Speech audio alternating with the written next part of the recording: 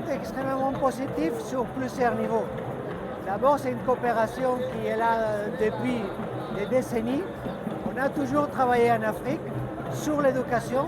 Dans un premier moment, je me remonte à il y a quelques années, on a travaillé sur des questions peut-être plus simples, tout ce qui était infrastructure scolaire, tout ce qui était éducation primaire.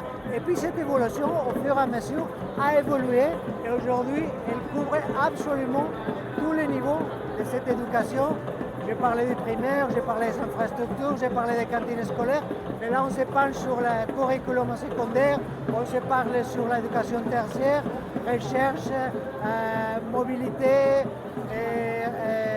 avec des programmes extrêmement ambitieux et du point de vue de continu et du point de vue de montant, avec des programmes comme Horizon qui a mobilisé des milliards d'euros pour l'Afrique.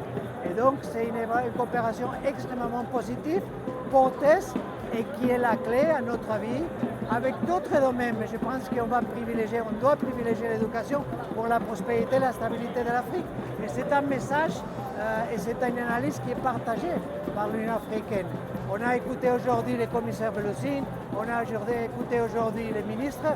Il y a une volonté réelle, il y a une volonté honnête de travailler, et j'insiste, à tous les niveaux, en abandonnant les approches plus classiques, peut-être plus simplistes, et en se penchant sur les nouvelles technologies, en se penchant sur la formation professionnelle, en se penchant, j'insiste, sur la mobilité, en se penchant sur la digitalisation.